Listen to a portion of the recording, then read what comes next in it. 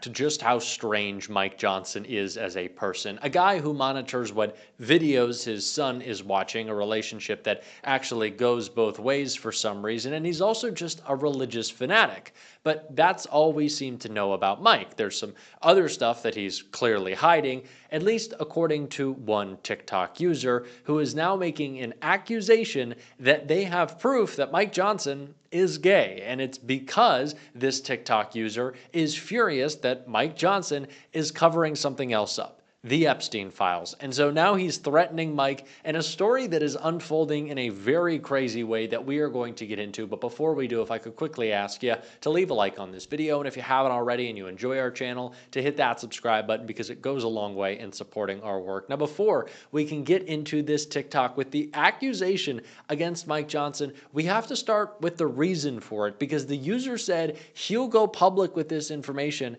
unless the Epstein files come out. And it's not just the Epstein files, it's the swearing in of one member of Congress. The brewing fight over Adelita Grijalva's congressional swearing in the Epstein files.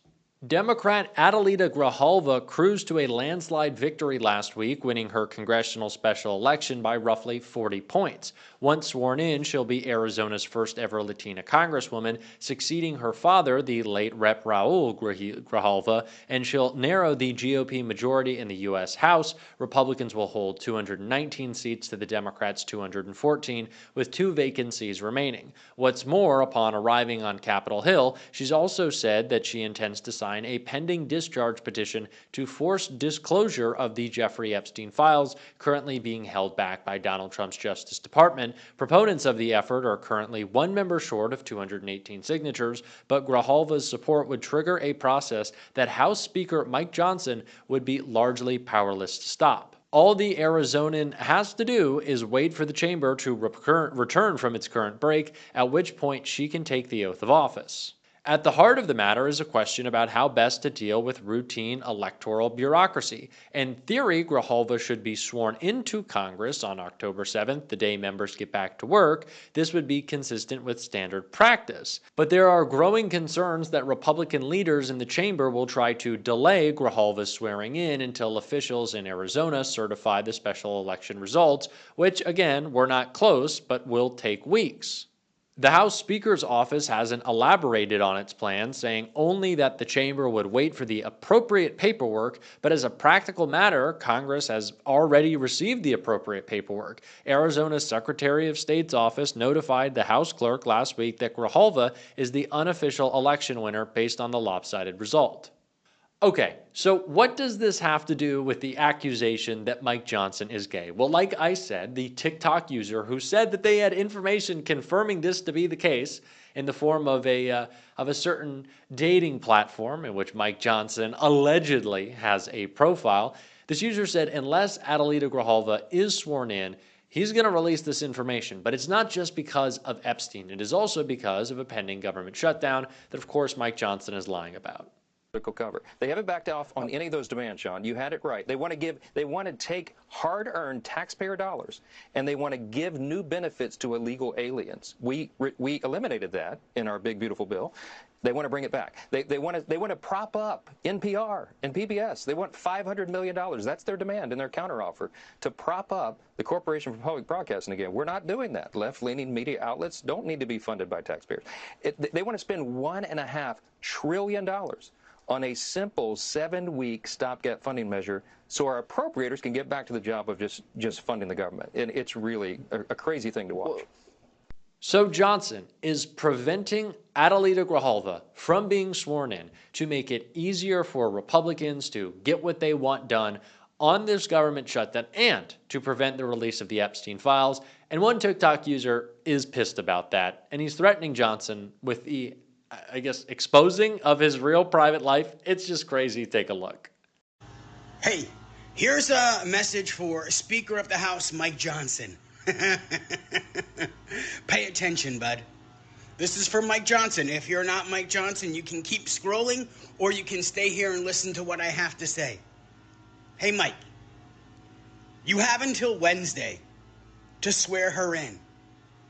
Wednesday. Or I will release your Grindr profile and your IP address. I bring receipts, bitch. You're not going to sit there and actively work against LGBTQ rights and democracy. It is treason. Yeah, I'm calling you out for treason. You have until Wednesday to swear her in and let democracy take its course, or I will release your Grindr profile and your IP address. Connects both to you, Mike. The choice is yours. Do the right thing. Because I'm petty. And I'm not above this bullshit. Now, I don't want to confirm or deny anything, because how would I know? But MAGA Mike, yeah, I don't know. Interesting guy, kind of like out there, a little different. You know, if you told me Lindsey Graham, I'd be like, yeah, okay, come on. If you told me Tim Scott, I'd be like, yes. Oh, so what are we even saying here? Check the box. We already know what's going on. But interesting stuff going on right now, and it's especially a little strange with the response that we've seen from the Speaker's office. But of course, we know ultimately they want to delay and delay and delay. There are several elections, special elections, that should have taken place weeks and months ago in a state like Texas. But of course, Governor Greg Abbott understands that the longer he can push a special election, the longer it takes to get another Democrat in the House. And Mike Johnson is terrified of that because with already such a slim majority in the House, he's really struggling, especially around this government shutdown, which we need more of an update on, and we got it from Lawrence O'Donnell right here. Well, if you wanted to see the spot where the very first president of the United States was inaugurated, you have to travel a couple hundred miles north of Washington, D.C. George Washington actually took his first oath of office as president in Lower Manhattan on Wall Street in a spot that is now commemorated for that historic moment. For what turned out to be a brief, shining moment, New York City was the first capital of the United States of America for a little over a year. George Washington lived then not in a big White House, but in a New York City rental like so many millions of us have since that time. New York City in those days was, in every important sense, the center of the United States of America. And for a brief, shining moment today, New York City was, in a sense, the center of our political world once again. Two guys from Brooklyn and a guy from Queens walk into a room to discuss the immediate future of the government of the United States of America. It's all up to them. If those three New Yorkers reach an agreement, the government continues its normal operations. If they don't, the government shuts down. They didn't reach an agreement today. And so we are now 26 hours away from Donald Trump's next shutdown of the American government. The last time the government shut down was the last time Donald Trump was president. One of the guys from Brooklyn reminded the guy from Queens that there were no government shutdowns when Joe Biden and the Democrats were in charge. When I was leader, we negotiated 4 times with Republicans, and we never had a shutdown. And so it's up to the Republicans whether they want to shut down or not. The two guys from Brooklyn tried to explain to the guy from Queens that he was hurting people who cannot afford dramatic increases in their health insurance costs.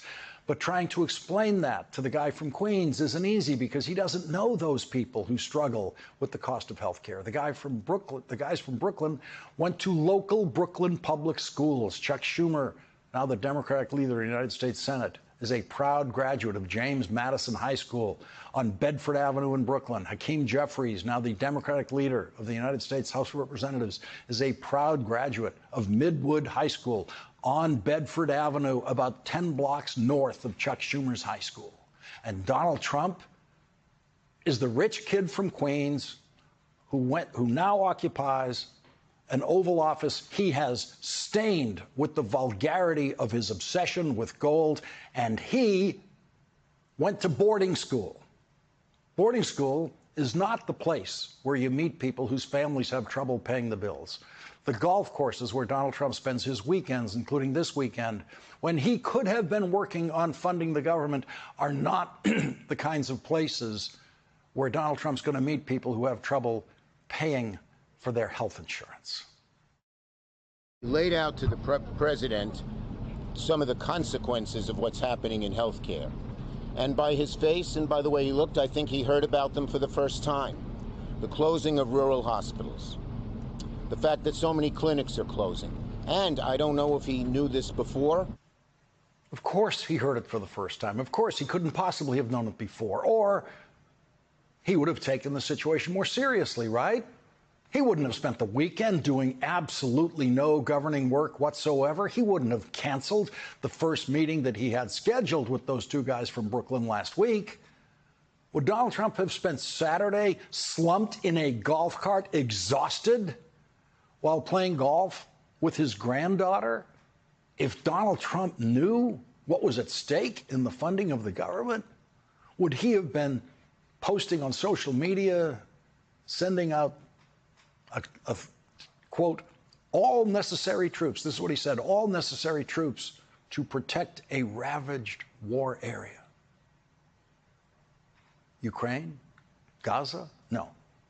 Donald Trump tweeted about sending 200 National Guard troops, quote, to protect war-ravaged Portland. Portland has never been war-ravaged. No part of the United States of America has been war-ravaged since Abraham Lincoln was president, and the Confederate States that now so enthusiastically support Donald Trump were making war against the United States of America. Of course, if Donald Trump thinks Portland is war-ravaged, then his cognitive decline has reached very, very, very high speed, and it's getting faster every day.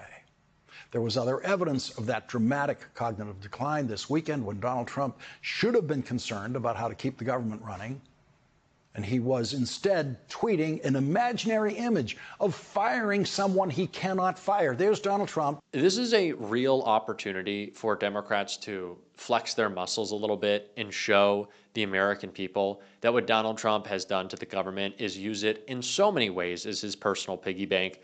And we are ready to stop that, whatever it takes. We need to fight back. We need to have some spine. Chuck Schumer, do not trust Republicans. Do not send them a thank you note ahead of time. And do not send Donald Trump another fucking strongly worded letter. My God, I am begging with you, because we will call you out on that. We're gonna on this show. I don't care. We shoot straight here. Unlike apparently Mike Johnson. I don't know. I didn't want to confirm anything. I was presenting the facts to you.